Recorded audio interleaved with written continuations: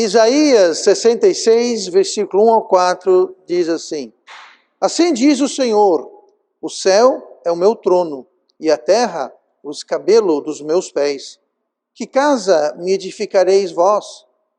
E qual seria o lugar do meu descanso?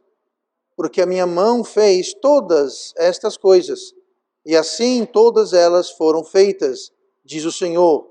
Mas para esse olharei, para o pobre e o abatido de espírito, e que treme da minha palavra. Deus está aqui dizendo, no versículo 2, que Ele criou todas as coisas para si. Ele fala, qual seria o lugar do meu descanso? Porque a minha mão fez todas essas coisas.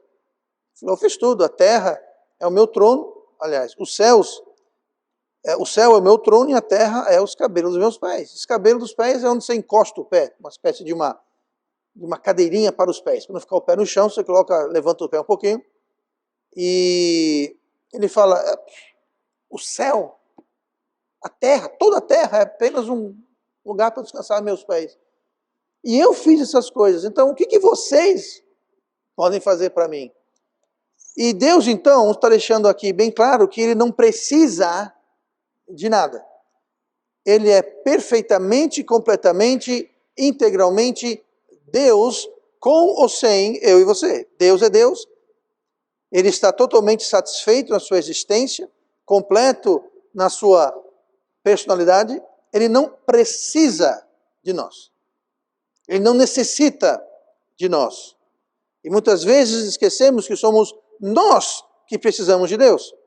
Muitas vezes achamos que, bom, se eu for para o culto lá, se eu ler minha Bíblia, se eu orar, se eu fizer alguma coisa correta, se eu evangelizar, se eu não roubar, se eu não fizer muita coisa, eu estarei fazendo alguma coisa para Deus. Não.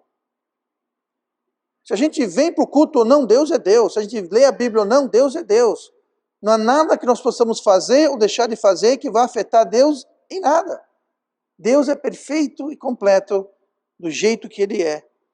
Mas mesmo assim, diante de toda essa majestade, grandeza de Deus, Ele ainda deseja ter um relacionamento. Ele ainda busca, Ele ainda nos aceita. O amor de Deus, como nós sabemos, é um amor especial. Não é um termo que a gente vê no Velho Testamento, a palavra amor, no sentido que descreve o amor de Deus. Nós sabemos que no Novo Testamento isso é aperfeiçoado pela aplicação da palavra ágape. Existem várias palavras que são traduzidas como amor, ou caridade, ou amizade. Mas a palavra amor ágape, aquele amor incondicional, é aquele amor que não precisa de reciprocidade, mas esse é o amor incondicional que Deus nos ama, apesar de não depender de nada. Muitas vezes nós achamos que se eu obedecer a Deus, se eu fizer alguma coisa para Deus, Deus vai me amar mais. Não, Deus não vai amar ninguém mais. Deus ama o ateu o mesmo tanto como Ele ama aí você. Deus ama o perdido, Deus ama o carnal, Deus ama todo mundo, porque Deus é amor. Ele não pode fazer outra coisa senão amar e amar de forma perfeita e completa. Então nós não estamos fazendo nenhum favor a Deus, não estamos acrescentando nada a Deus, o amando, mas Ele nos ama e Ele nos busca. Agora, essa comunhão, essa amizade com Deus, diferente do seu amor, tem condições. O amor de Deus é incondicional. A comunhão com Deus, ela não é incondicional. A nossa comunhão, nossa amizade, nosso relacionamento com Deus, ele tem sim certas condições. Por exemplo, Tiago 4, versículo 4. Adúlteros e adúlteras, não sabeis vós que a amizade do mundo é inimizade contra Deus? Portanto, qualquer que quiser ser amigo do mundo, constitui-se inimigo de Deus. Aqui, quando ele está se referindo às pessoas, adultos e adultas, ele não está falando para um grupo de adultos e adultas, não é isso. Ele está falando adultos e adultas justamente porque eram pessoas que estavam tendo um relacionamento ambíguo. Eles tinham, como diz o velho provérbio, como o irmão Raimundo, um pé na igreja e um pé no mundo. Pois é. Era aquela pessoa que não estava com os dois pés plantados no lado de Deus. Tinha um pé aqui com Deus e tinha um pé aqui com o mundo. Tinha amizade com Deus e tinha amizade com o mundo. Por isso que ele fala, adúlteros e adúlteras. Vocês estão sendo adúlteros porque vocês não estão sendo fiéis. Vocês não estão com os dois pés comigo, no meu lado. Vocês estão um pé aqui, um pé ali. E se você pensa, continua o raciocínio aqui, que você pode ter amizade com o mundo e amizade com Deus, não, senhor, não pode. Porque a amizade com o mundo é igual a inimizade com Deus. E note como é conjugado aqui. Portanto, qualquer que quiser ser amigo do mundo, constitui-se. O que quer dizer constituir? Constituir quer dizer se formar, toma forma. Você se constitui, você se torna inimigo de Deus. Você se faz, eu me faço. Nós nos fazemos inimigos de Deus. Então, por essa ideia que nós podemos de alguma forma estar com um pé no mundo, um pé com Deus, podemos estar com essa ambiguidade.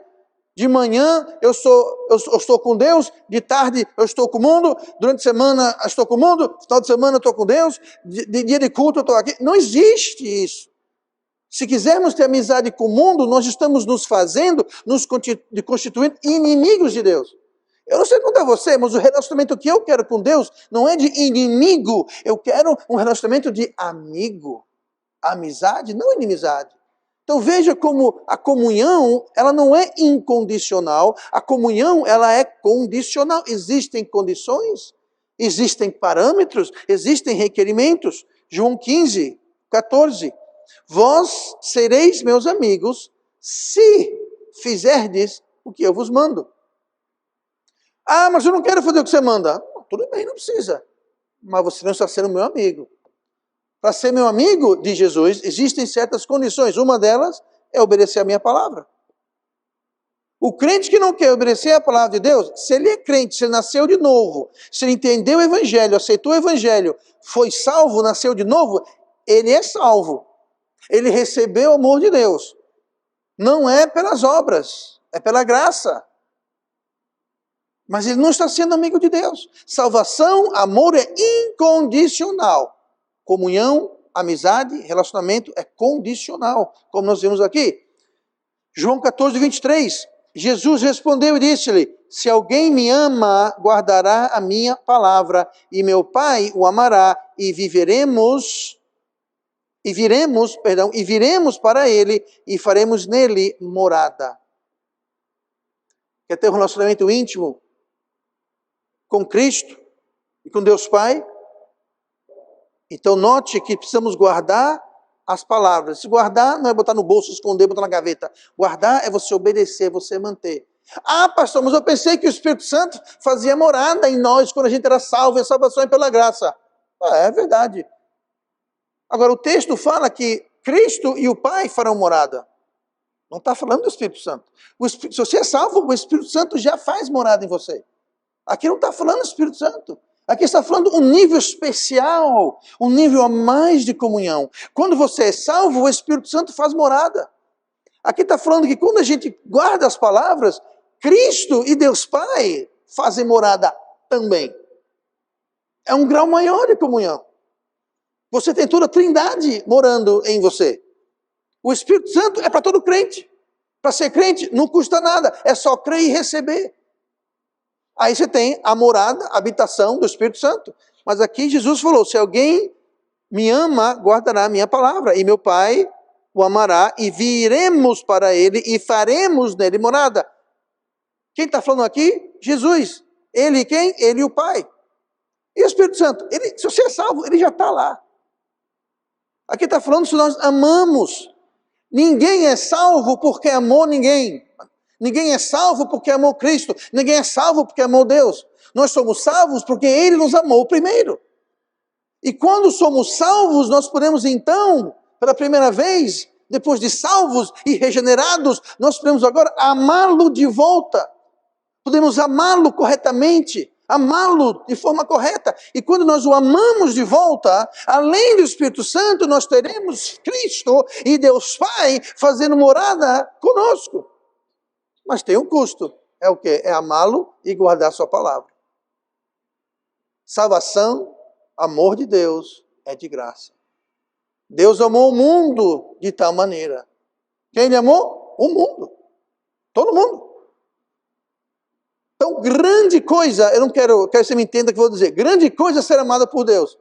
É uma grande coisa, mas não é especial. Por quê? Porque Deus ama todo mundo. Deus ama o espírito, Deus ama o macumbeiro, Deus ama o ateu, Deus ama o corrupto, Deus ama o ladrão, Deus ama o carnal, Deus ama o drogado, Deus ama todo mundo. Então, Deus ama todo mundo, não, sabe? A gente não tem que ficar, ai, Deus me ama, eu sou especial. Você é especial e Deus lhe ama. Mas não é por nada que você fez o que eu fiz. Deus nos ama porque Ele amou. Mas nós podemos ir a mais. Podemos ter mais. Os judeus aqui nesse texto estavam tentando granjear o favor e a aceitação de Deus. O que eles fizeram? Olha aqui comigo no versículo 1. Nós lemos que os judeus buscaram edificar uma casa para ele. Eles tentaram fazer um lugar para ele descansar ou habitar. Eles fizeram coisas. Versículo 1, assim diz o Senhor, o céu é o meu trono e a terra, os cabelos dos meus pés. Que casa edificareis vós? Deus está respondendo. Deus está dizendo, vocês querem fazer, fizeram uma casa para mim. Tudo bem. O céu é meu trono. Meu trono. Imagina, se o céu é o trono, imagine a casa de Deus no céu, como é que não deve ser. Ele falou, o céu é meu trono. A terra e sua plenitude é onde eu descanso meus pés. Ele falou, o que vocês podem fazer para mim?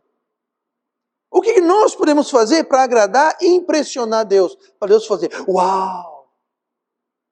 Nós não vamos ganhar o favor, a atenção, a aceitação de Deus fazendo nada para Ele. E qual seria o lugar do meu descanso? Vocês querem fazer um lugar para o meu descanso? Porque a minha mão fez todas essas coisas. E assim todas elas foram feitas. Tudo isso aqui, quem fez fui eu. Eu, Deus, a minha mão. O que fará as suas mãos? Limitadas, humanas, falhas, fracas? Como podemos, então, conseguir a atenção de Deus? Como conseguir, então, o favor de Deus? Porque o favor de Deus, a atenção de Deus, assim como o relacionamento com Deus, ela tem condições. Olha comigo, então, no versículo 2. E vamos nos perguntar, a quem Deus olha? A quem Deus olha? Veja só o versículo 2. Mas por esse, deixa eu ler do começo, porque a minha mão fez todas essas coisas, e assim todas elas foram feitas, diz o Senhor. Mas para esse olharei. Você notou aqui? Ele fala, vocês querem construir uma casa para mim, um descanso para mim, vocês querem... E ele falou, mas para esse olharei. Eu não vou olhar quem me constrói templos, eu não vou olhar para quem faz essas coisas, eu não vou olhar para, eu não olho. Mas para esse olharei. Quem?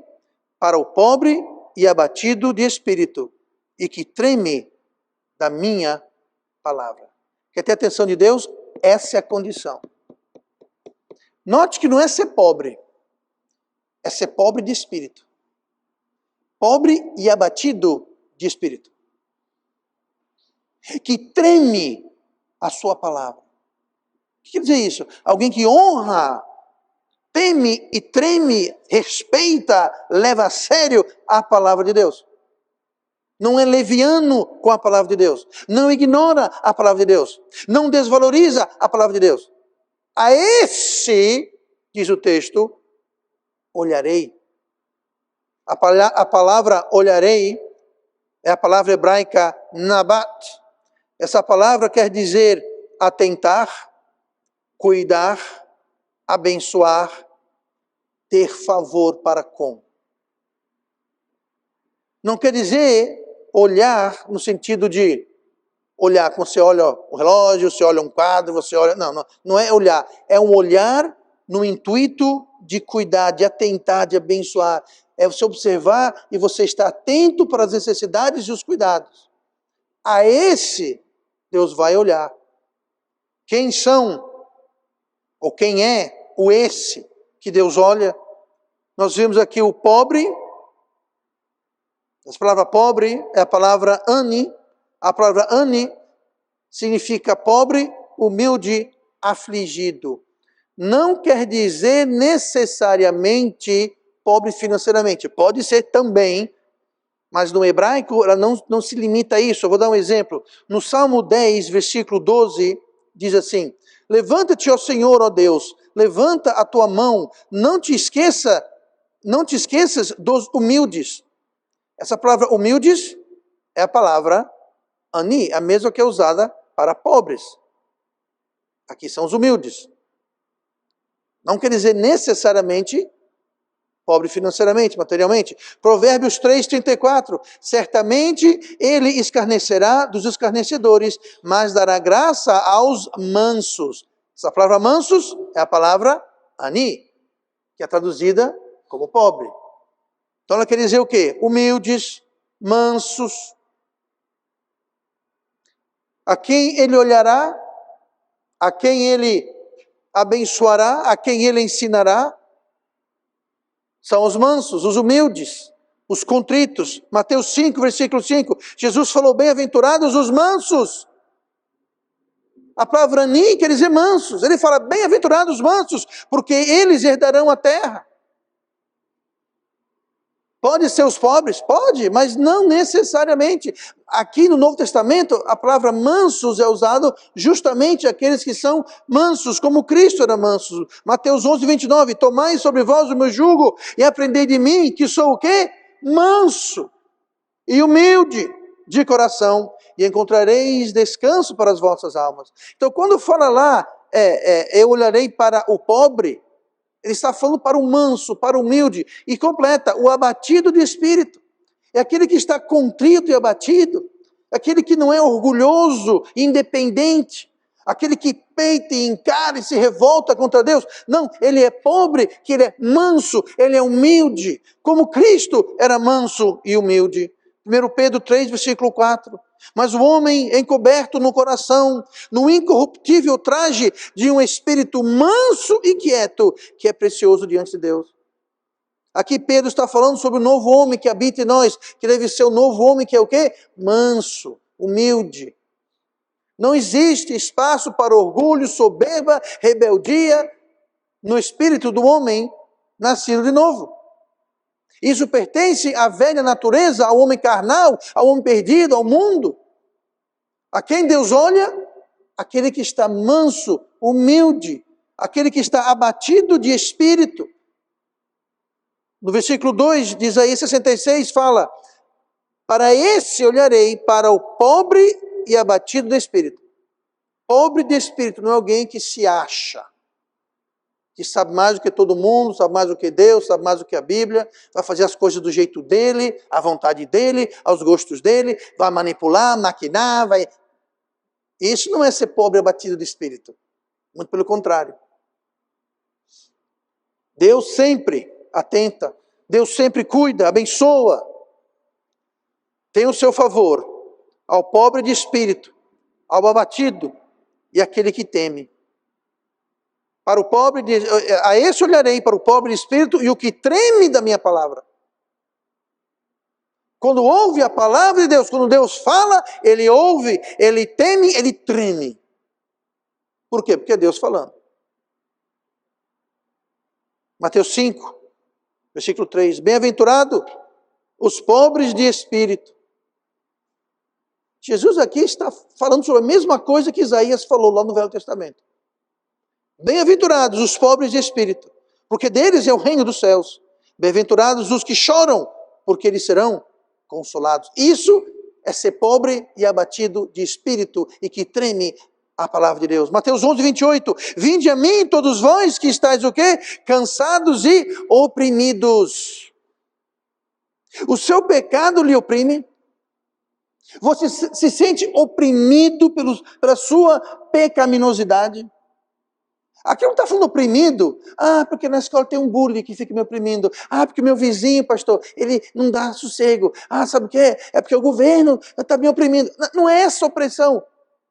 Também, mas não é essa opressão. A opressão aqui é a opressão do nosso pecado, a nossa carnalidade. Aquilo lhe ofende? O seu pecado lhe ofende? Não, pastor, eu vivo tranquilo, eu nem penso nisso. Pois é, a esse Deus não olha. Deus não atenta, Deus não cuida, Deus não tem atenção de Deus. Você está cansado e oprimido do pecado, da carne, deste mundo. Às vezes dá vontade de você, com toda sinceridade, olhar para o céu e dizer com Paulo: Maranata, Senhor Jesus. Vem logo. Vem logo e está tudo dando errado aqui embaixo. É muito triste quando o crente não está olhando para o alto. Está tão confortável, aclimatizado, engajado, encaixado com as coisas aqui na terra. Eu já ouvi crentes dizer: é bom que Jesus não volte muito cedo, tem umas coisas que eu quero fazer ainda. Eu não estou brincando. Anos atrás, eu ouvi alguns jovens falar isso. Não. Eu primeiro quero casar, quero ter filhos, Não está entendendo, gente. Trocar o céu por um casamento, nada contra o casamento, mas está muito focado aqui na terra. Não, agora não.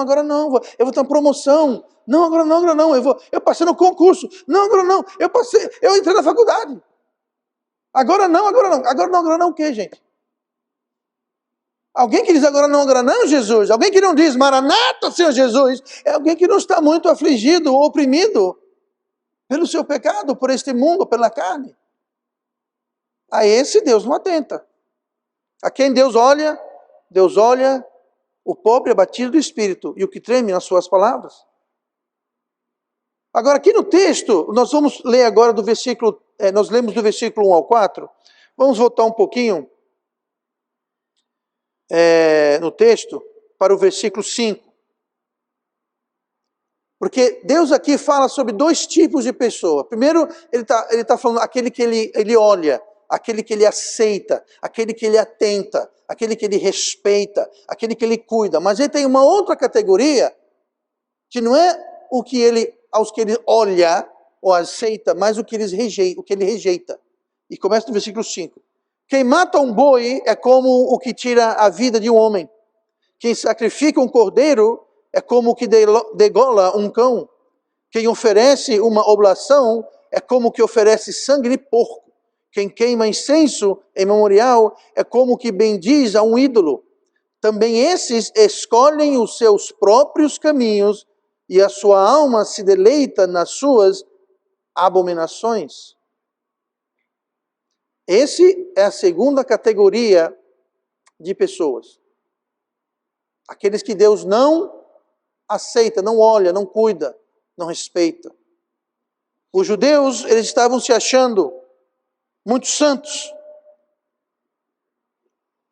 muito aceitáveis, muito dignos, devido ao templo, mas além do templo, que Deus mencionou dizendo: o céu é o meu trono e a terra os cabelos dos meus pés, vão fazer um descanso para mim.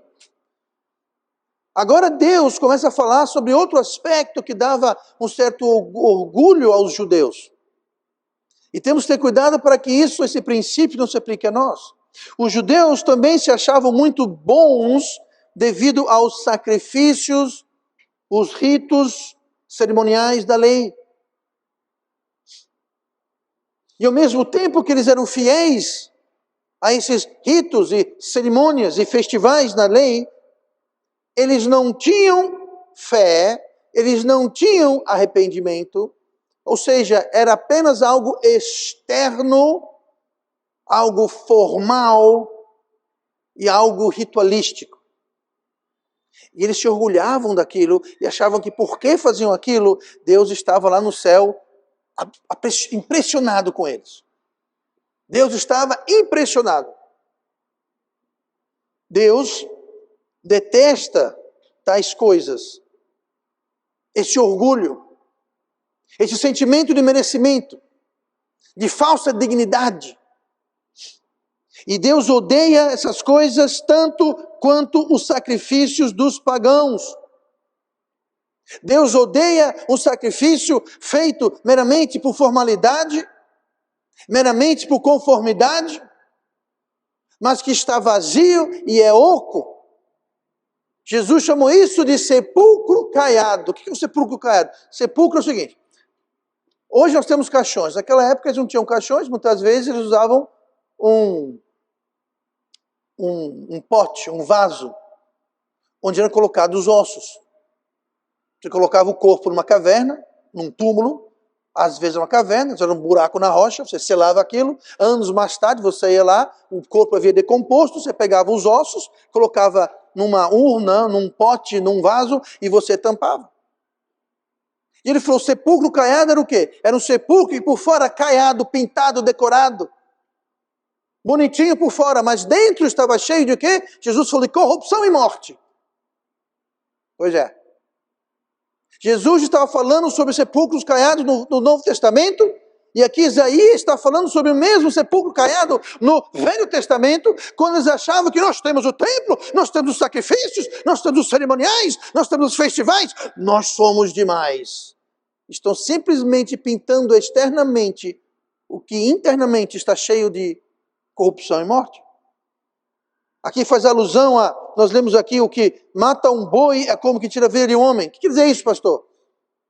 Bois eram usados e prescritos na lei para sacrifício? Eram. Homens? Nunca. Os pagãos, sacrificavam humanos.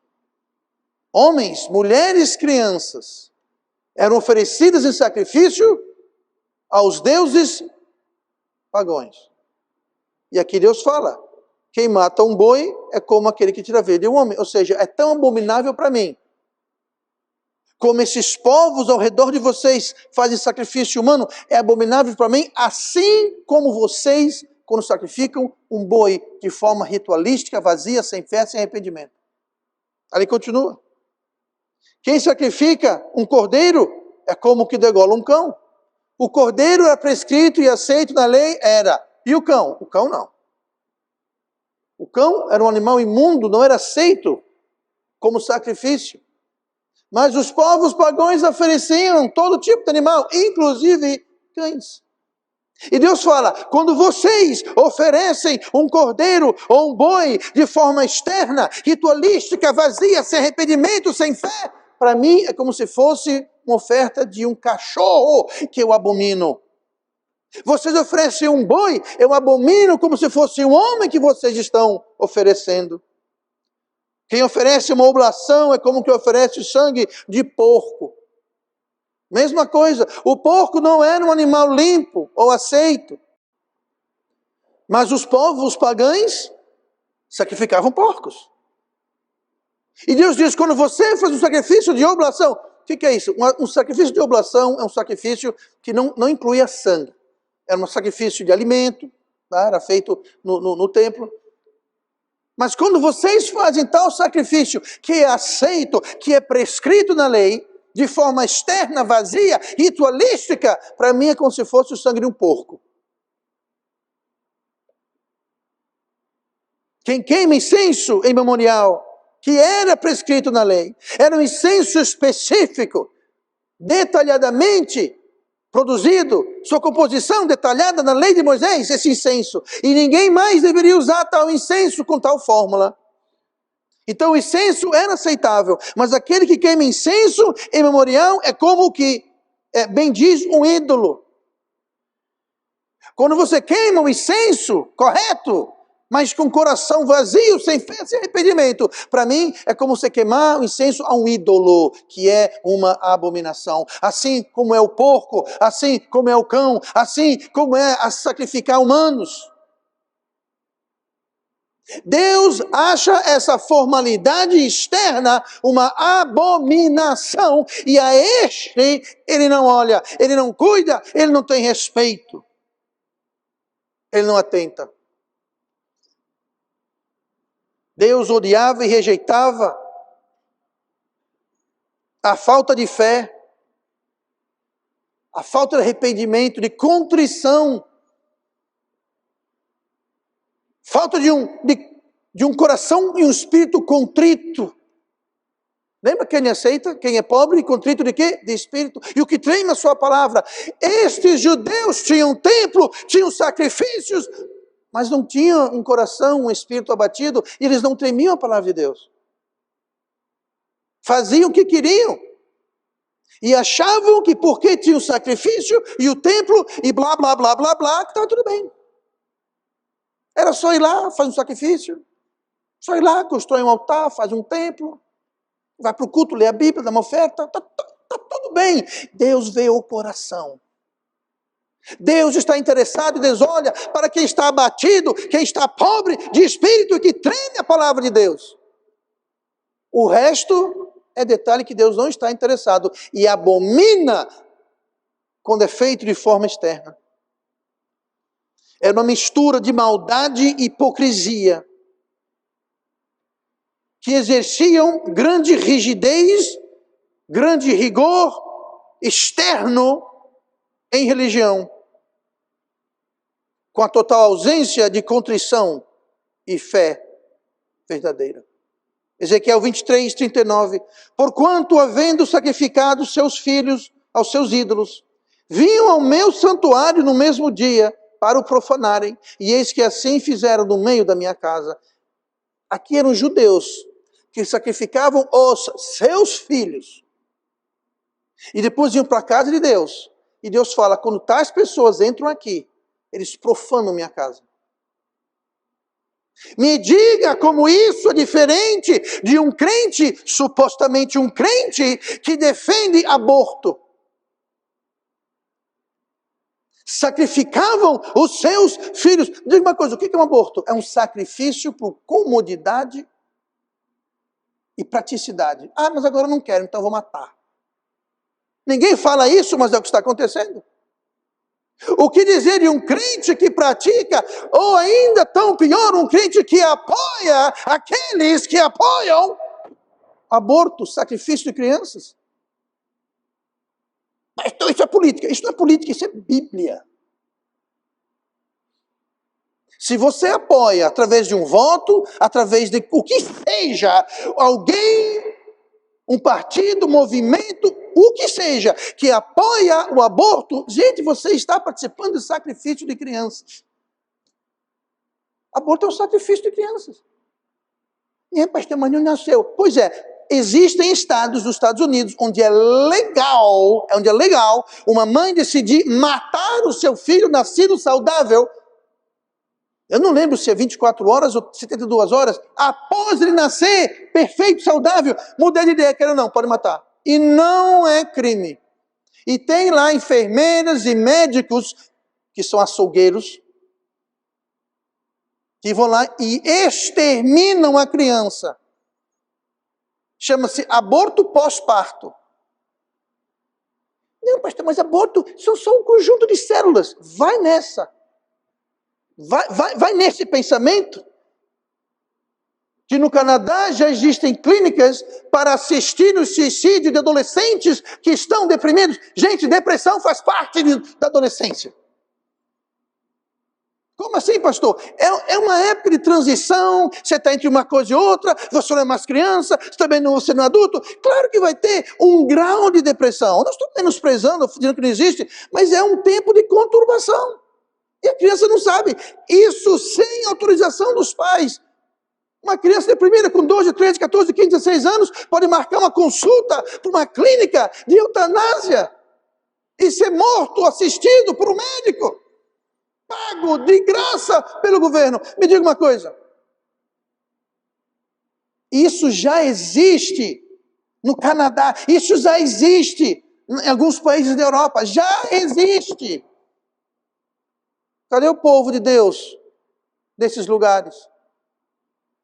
No Canadá, este livro é listado como um livro de ódio. Ah, em Canadá, um lugar tão bonito. Pois é. Nem tudo é lindo no Canadá. Um jovem está triste, desapontado, passando por algum problema, decide tirar a vida. Tem uma clínica para isso. Você vai lá, marca uma consulta. Pois é. Mateus 23, 14. Ai de vós, escribas e fariseus, hipócritas, pois que devorais as casas das viúvas, sob pretexto de prolongadas orações, por isso sofrereis mais rigoroso juízo. Mesma coisa. Os fariseus iam lá com aquele ar exterior de religião e espiritualidade, longas orações. Estavam devorando a casa das viúvas. Eles não estavam comendo as paredes, não é isso. Devorando, eles iam lá e depois, eles subtraíam, talvez cobravam por esse serviço. Aceitavam ofertas, exigiam ofertas. Existem muitos ministros de Deus, da palavra ou de louvor, que exigem pagamento. Exigem um certo nível de alojamento. O pastor fulano, vem na minha igreja ministrar na minha igreja? Eu vou sim. Agora é o seguinte, eu só vou de avião, primeira classe, hotel 5 estrelas, e no meu hotel eu quero uma cesta de frutas, um queijo, um prato de queijos, e blá, blá, blá, blá, blá. Senão eu não vou. E meu cachê é tal. Cachê? Gente, eu não sei quantas centenas, talvez milhares de igrejas que eu já fui convidado para pregar. Eu nunca exigi ou estipulei condição nenhuma. Já fui colocado em suítes de alto luxo, mas nunca exigi nada. Fiquei hospedado às vezes em casa de irmãos da igreja, alguns bastante simples e humildes. Nunca exigi, nunca reclamei. Já recebi ofertas que eu falei, uau! E outras que eu não falei, uau! Mas eu nunca exigi, eu nunca demandei, eu nunca coloquei requerimento nenhum.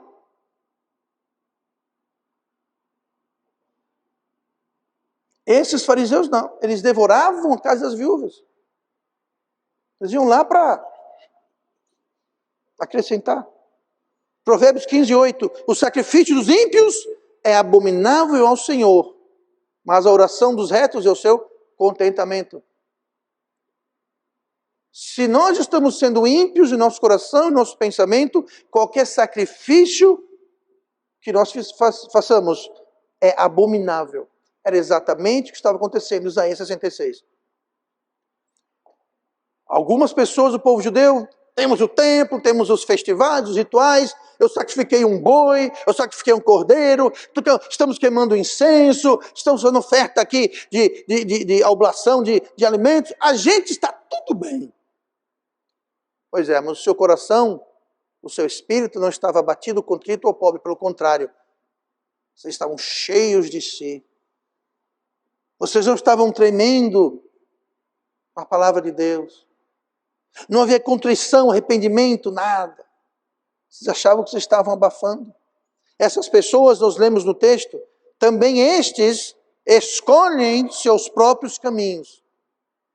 Traduzido, eu faço o que eu quero. Eu vivo como eu quero. Fazer tudo do meu jeito. Afinal de contas, tenho templo, eu vou para a igreja, eu dou oferta, eu leio a Bíblia. Eu posso fazer o que eu quiser agora. Eu já cumpri a minha obrigação para com Deus, agora eu faço o que eu quiser. Para esse Deus não atenta, Deus não olha.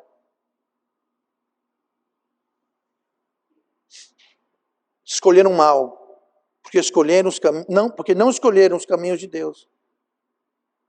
O texto continua falando que das pessoas, sua alma se deleita nas suas abominações.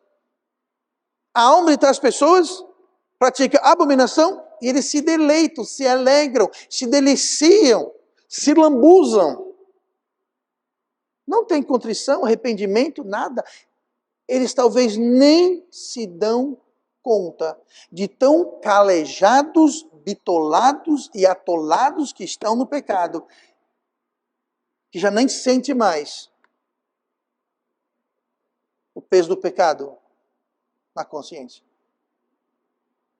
Então, às vezes você vê um crente e você fala, será possível que o irmão, a irmã não está percebendo? Será possível? Pois é. Sabe o que é isso? Está se deleitando nas suas próprias abominações. Para ele, a abominação é bom. É algo deleitoso. Quem Deus olha, aquele que é pobre e abatido de espírito. E quanto à palavra de Deus, ele treme, ele respeita, tem temor. João 3,19. E a condenação é esta, que a luz veio ao mundo, e os homens amaram mais as trevas do que a luz. Por que isso? Por que os homens amam as trevas mais do que a luz? Que bom que você pergunta, porque o versículo não acabou ainda. Eu vou ler de novo o versículo e vou terminar dessa vez. A luz veio ao mundo e os homens amaram mais as trevas do que a luz, porque as suas obras eram más. Veja como é sério a coisa. Quando nós praticamos obras más, nós passamos ao quê? A amar a luz, a amar as trevas. Se nós praticarmos boas obras, nós vamos aumentar o nosso amor pela luz. Se praticarmos más obras, nós vamos aumentar o nosso amor pelas trevas. É simples. Quanto mais obra má praticamos, mais é o nosso amor, mais é a nossa atração pelas trevas. E o motivo que os homens amavam as trevas é porque suas obras eram más. Pois é. Causa e efeito. E como é que eu faço, pastor? Pastor, eu sinto um magnetismo para fazer coisa errada. Eu sinto uma tentação para fazer coisa errada. Eu me sinto preso às coisas erradas. É simples, comece a fazer boas obras. Você vai começar a amar menos as trevas e amar mais a luz. A luz veio ao mundo. Quem é a luz? A luz é Cristo. Você vai amar Cristo mais se você praticar boas obras. E você vai amar Cristo menos se você praticar más obras. Moral da história, não pratique obras más. Pratique obras boas que você vai ser transformado e você vai começar a amar a luz, a amar a Cristo. Essa luz é o quê? A condenação é essa, que a luz veio ao mundo. Quem é essa luz que veio ao mundo? Você vê o contexto de João 3? A luz é Cristo. Quem não ama Cristo é porque pratica más obras. Simples. Você vê alguém que tem uma vida suja, podre, imunda, pecaminosa, vá falar de Cristo. A maioria das vezes, a pessoa vai... Por quê? Porque suas obras são más. O amor de Cristo, ó.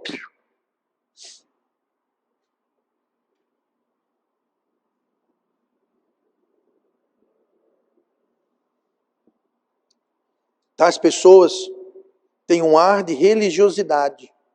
Mas é só isso, o ar. Só ar, só vento, só bafo. Não tem substância. Quantas igrejas são assim? Tem um rigor externo tremendo.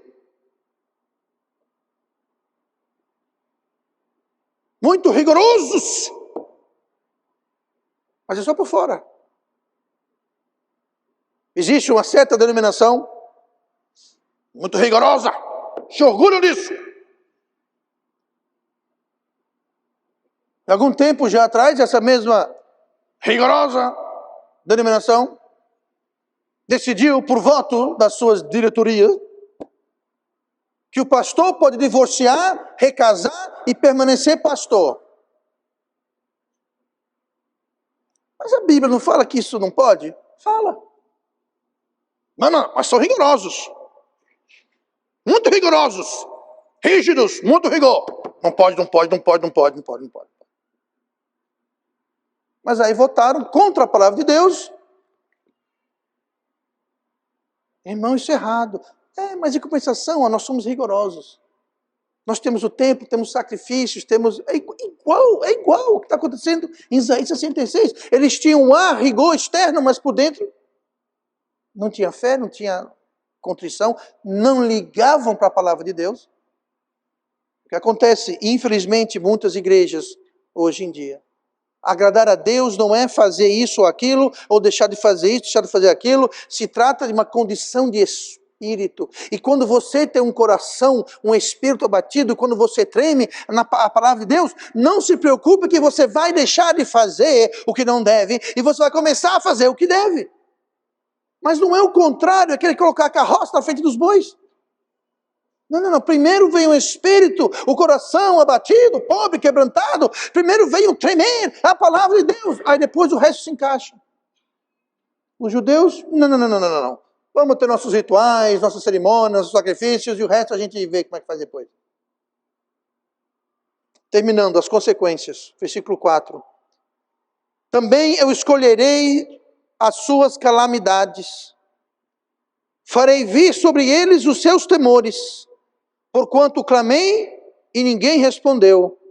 Falei e não escutaram, mas fizeram o que era mal aos meus olhos e escolheram aquilo em que eu não tinha prazer. Isso é muito parecido com Provérbios 1, do versículo 24 em diante. Não vamos para lá agora, mas é muito parecido. Mas note que interessante. É Deus falando, também eu escolherei. Ele falou no versículo anterior o quê? Que escolhem os seus próprios caminhos. No final do versículo 4, escolheram aquilo que não, em que eu não tinha prazer. Bom, vocês escolheram isso? Tudo bem. Então agora Deus fala, vocês escolheram o que não me agrada? Pois eu agora vou escolher as suas calamidades. Farei vir sobre eles os seus temores. Quando se escolhe ir contra Deus, fazer as coisas que não agradam a Deus, Deus vai pessoalmente escolher e enviar calamidades. Que tipo? Esse tipo aqui, ó. Farei vir sobre eles os seus temores. O que você mais teme. O que você mais tem por precioso. Por que Deus faz isso? Porque Deus sabe aonde dói. Deus vai botar o dedo na ferida. Por quê? Porque é lá que tem efeito. É lá que vai surtir efeito. E quando nós escolhemos coisas que não dão prazer para Deus, quando nós escolhemos nossos caminhos, quando nós nos deleitamos nas nossas abominações, Deus fala, escolheram isso? Note que Deus fala, escolheu isso? Tudo bem, agora é minha vez de escolher. É minha vez de escolher a sua calamidade, e eu vou vir sobre você o que você mais teme, o que você menos quer, o que você tem do mais precioso, é lá que eu vou aplicar disciplina. Ah, Deus não faria isso. Eu estou lendo da Bíblia, gente. Eu não estou inventando, eu estou lendo da Bíblia. O grande problema é que a maioria das pessoas não entendem a mente de Deus. Acho que Deus é um grande Papai Noel. É um grande pé de coelho que a gente, vai me trazer sorte. Não, gente, Deus é coisa séria. É vida ou morte, céu ou inferno, eternidade. São coisas sérias. Não se brinca com coisa séria. Vivemos uma época em que tudo é inconsequente. É como eu falei, deixa pra lá. Eu vou para a igreja, dou uma oferta, leio minha Bíblia, tá tudo lá. Eu faço um post espiritual na internet, pronto, eu já fiz a minha missão, Deus está contente comigo. Eu postei lá um coelhinho dizendo Deus é amor, pronto, eu já fiz a minha parte. Não é assim que funciona. Causa e efeito. Farei vir sobre ele os seus temores. Resumindo, não sigamos os nossos caminhos, mas os caminhos de Deus. Não sejamos teimosos e orgulhosos, mas tenhamos um coração contrito. Deus não se impressiona pela nossa religiosidade externa. Com isso não quer dizer que a gente não deve ir para a igreja. Não. Deus se preocupa com o externo, mas o mais importante é o interno. Porque o externo só muda de verdade quando o interno muda. Quando o interno muda. Mas para esse olharei, para o pobre e abatido de espírito, e que treme da minha palavra. Sejamos assim, para que Deus olhe, atente a nós.